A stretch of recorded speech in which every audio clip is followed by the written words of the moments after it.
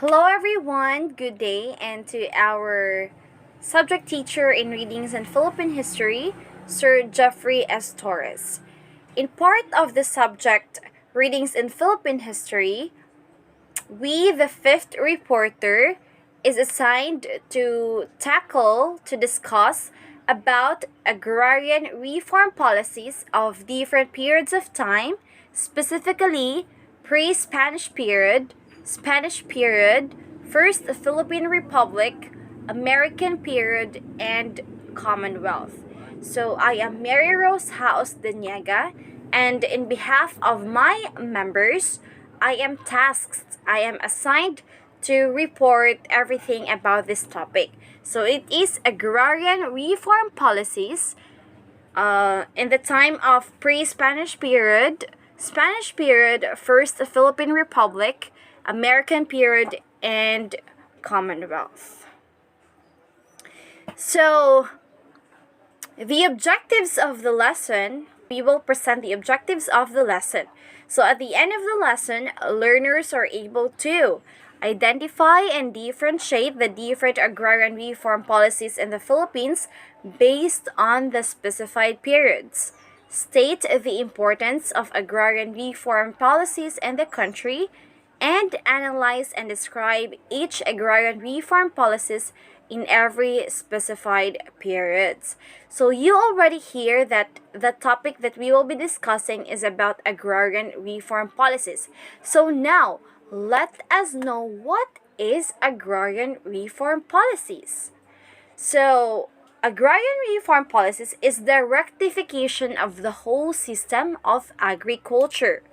It is the political and economic class character in relation to production and distribution of land among farmers. So when we talk about agrarian reform policies, it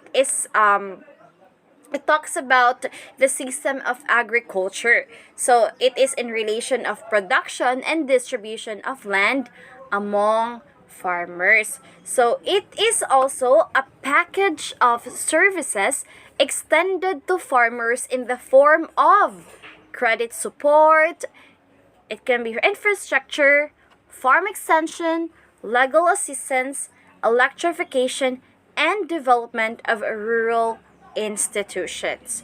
So, let us know what is the importance of agrarian reform policies. So, the importance of agrarian reform policies. The Philippines would be able to gain more from its agricultural potential, uplift the Filipinos in the agricultural sector who have been suffering in poverty and discontent from the longest time. So this is also helpful for the agricultural sector. I think it will be depend on the policy, and it truly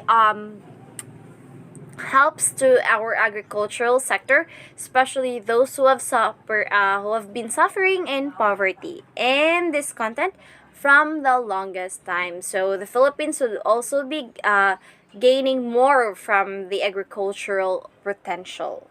So let's proceed to the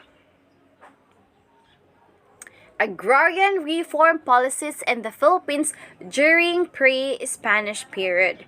So in agrarian reform policies during pre-Spanish period, we can hear this quote, "This land is ours. God gave this land to us." So, before the Spaniards came to the Philippines, Filipinos lived in villages or barangays ruled by chiefs or datus. So the datus comprised the nobility, then came the maharlikas or freemen, followed by the aliping mamamahay or serfs, and aliping sa gigilid. So, however, despite of the existence of different classes in the social structure, practically everyone had access to the fruits of the soil. Money was unknown at this time of the pre-Spanish period, but rice served as the medium of exchange. Land was not unequally distributed.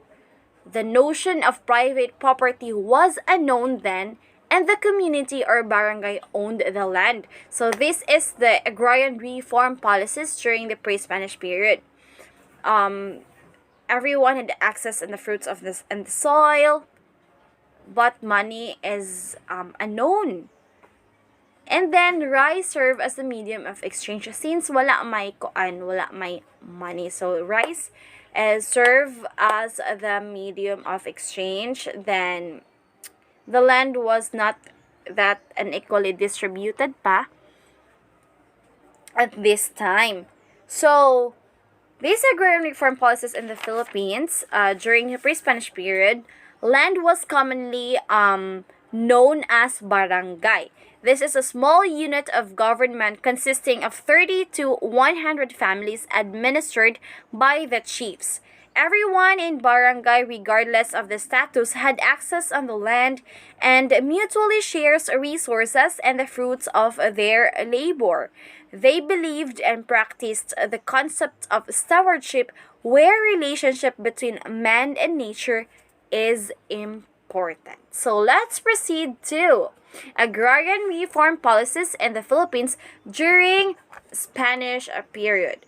So we can see there that there is a quote, "United we stand, divided we fall."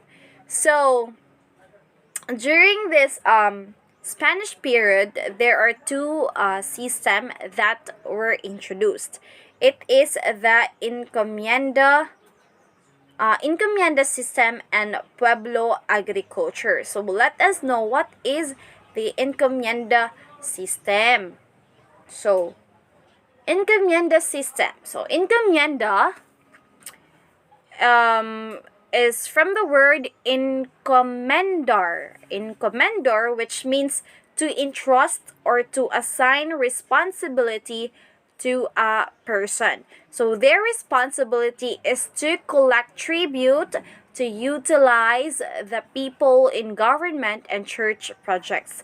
So a certain area of land with its inhabitants was assigned to a particular Spaniard who was given the responsibility to collect tribute, to utilize the people in government and church projects. So there is a conflict made in this system or the encomienda system. So it became the source of abuse and corruption. There is a right to force natives to work. Tribute became land rents to a few powerful landlords. And natives who once cultivated the lands in freedom were transformed into mere share tenants. So the native who were unable to pay tribute were forced to flee mountains. If there's plenty of gold and money or was scarce, then the encomendero collect money and vice versa. If the harvest was bountiful, the encomendero collected the product. So it is also a difficult agrarian reform during the Spanish period. There are a conflict made. So it is this encomienda system is the earliest political system used during the Conquista period. And this system, the native inhabitants in a given geographic region were entrusted to an encomendero or trustee as a reward for his service to the Spanish crown. So that was muna siya nahitabo during sa sa Spanish period, where in the system of in the encomienda system. So let's proceed to the pueblo. Let's find out what is a pueblo agriculture. So a pueblo agriculture is a system wherein native rural communities is given certain hectares of land to cultivate. So there is a practice no sharecropper class or landless class. So pueblo, the colonial government of this period, the Spanish period, introduced the pueblo agriculture. So it is a system wherein native rural communities were organized into pueblo, and each Christianized native family is given 4 to 5 hectares of land to cultivate. Pueblo agriculture practice a no sharecropper class or landless class. So, let's proceed to the agrarian reform policies in the Philippines during the First Philippine Republic. So, there is a quote there, the yoke has finally been broken. So, first, the agrarian reform policies in the Philippines during First Philippine Republic. When the First Philippine Republic was established in 1899, General Emilio Aguinaldo declared in the Malolos Constitution his intention to confiscate large estates, especially the so-called friar lands. Let's find out ahead what is a friar land. So the republic was short-lived, so Aguinaldo's plan was never implemented. So, since ang First Philippine Republic was short ra siya nga term, so Aguinaldo's plan was never implemented. So, let us find out what is the friar lands, which General Aguinaldo declared in the Malolos Constitution his intention to confiscate large states, especially the so-called friar lands. So, let's find out what is friar lands. So, friar lands is the unassigned villages or lands belonging to the government. So, lands which had been usurped by the religious orders. So, muna siya friar lands. Unassigned villages or lands belonging to the government and lands which had been usurped by the religious orders. So, here we'll proceed to the agrarian reform policies in the Philippines during American period. There is what we can see there, another quote, "Long live America." So, significant legislation enacted during the American period. So, first is the Philippine Bill of 1902. So, let's hear about what is what is in the statements in the Philippine Bill of 1902. So, it set the ceilings on the hectarage of private individuals and corporations may acquire 16 has for private individuals and 1,024 has for corporations. So that is the statements in the Philippine Bill of 1902, and it provided the regulations on the disposal of public lands wherein a private individual can own 16 hectares of land while the corporate land holdings can avail 1,024 hectares. This also gave the rights to the Americans to own agricultural land. So, muna siya statements in a Philippine Bill of 1902. So, let us know another act, the Land Registration Act of 1902, or the Act number 496. So, the Land Registration Act of 1902, or Act number 496, provided for a comprehensive registration of land titles under the torrents system. So, let us find ahead what is in the torrents system. So, muna siya na as the Land Registration Act of 1902. It provided for a comprehensive registration of land titles under the torrents system.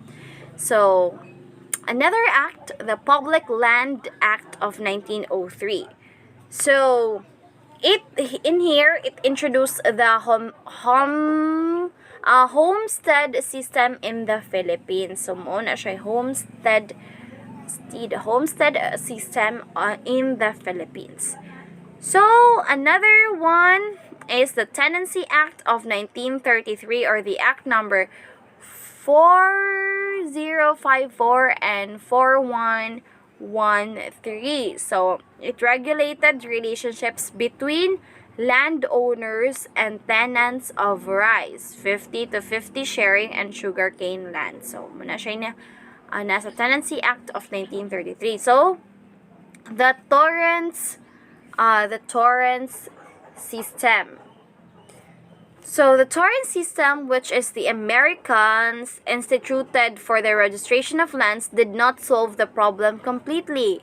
Either they were not aware of the law, or if they did, they could not pay the survey cost and other fees required in applying for a Torrens title. So, muna siya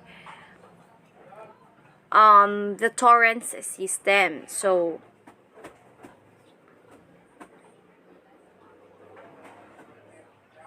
So, in the agrarian reform policies in the Philippines during American period,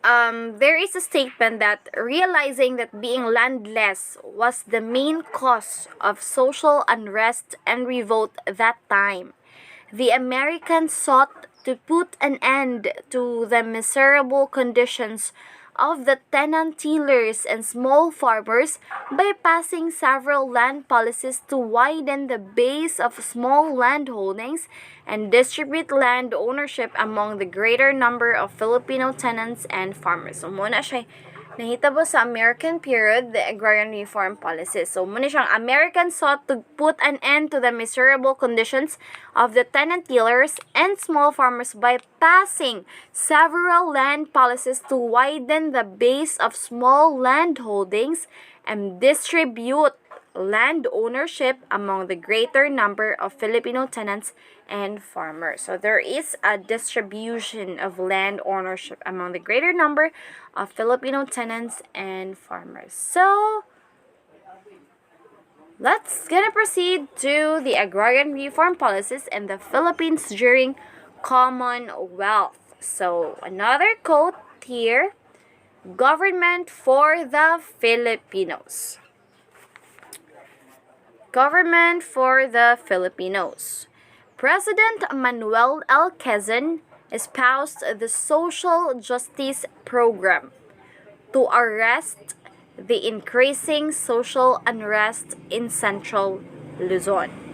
So there are significant legislation enacted during Commonwealth period, specifically and agrarian reform policies during this time.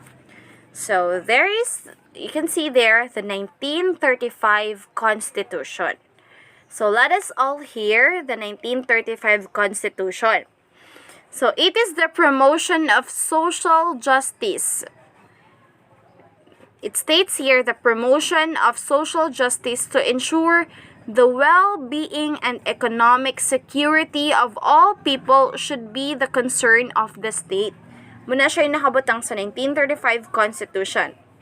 The promotion of social justice to ensure the well-being and economic security of all people should be the concern of the state.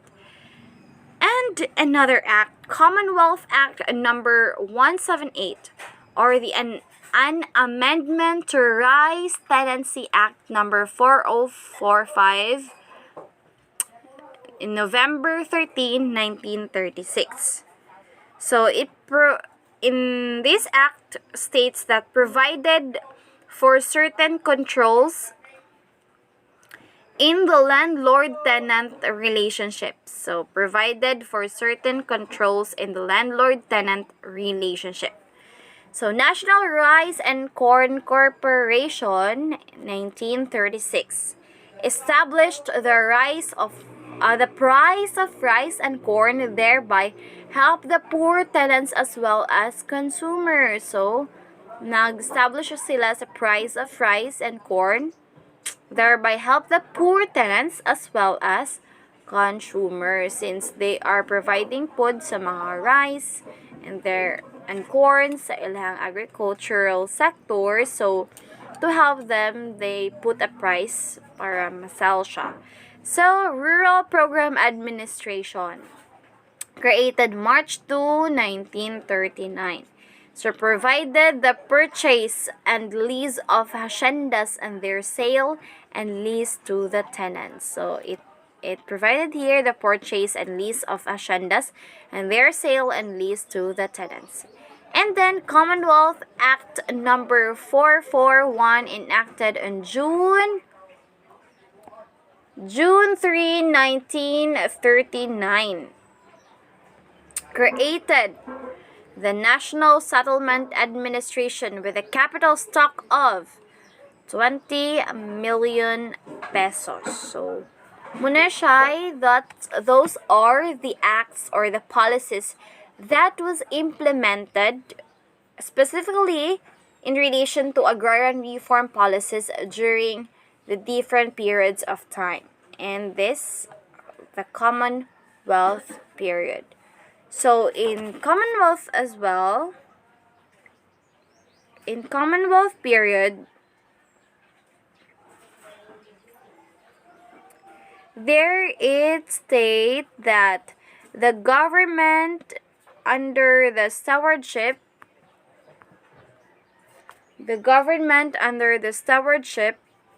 of President Quezon realized that land reform progress should be implemented immediately, and they saw the purchase of friar lands as a possible way to solve the problem of inequitable land ownership. So they also saw the other programs that is transformed into settlements, programs, and property implemented. So there are different Republic Act or policies that was implemented during this Commonwealth period. So those are the policies, the systems of agrarian reform policies in the Philippines during the specified period that I have mentioned. So let us proceed to the conclusion. So different agrarian reform policies were identified. So as I have mentioned earlier, those different agrarian reform policies. And then some of the land reform or agrarian reform policies made a problem or conflict to the society and to the people, especially farmers, depending on their ways within the policy. So especially in the Spanish period, there are abuse there are different conflicts that happened on the systems or in the agrarian reform policies they made. And some of the agrarian reform policies or programs are designed to uplift the farmers from poverty and ignorance and to make them useful, dignified, responsible, progressive partners in nation building. So there are some of the agrarian reform programs that will help the agricultural sectors and other Filipinos, especially the farmers, from poverty and ignorance to make them useful, dignified, responsible, progressive partners in nation building. But sad to know for the others that these goals never been applied to some farmers. It gives us knowledge on what could be the best decision to changes on the agrarian reform policies in the country for the betterment of all, especially to farmers. So at the government right now, they are having the meeting or assembly to talk about the good policy or the agrarian reform policies for the country to also uplift those who are poor and the farmers to be able to improve or ma-develop pod ang ilahang there is a progression of their in their agriculture areas. So those are the topic which is agrarian reform policies that I have reported, and it's in their specific policies, agrarian reform policies in each specified periods that I have mentioned. And these are the references now and the questions ahead. So those, thank you for listening to the report, and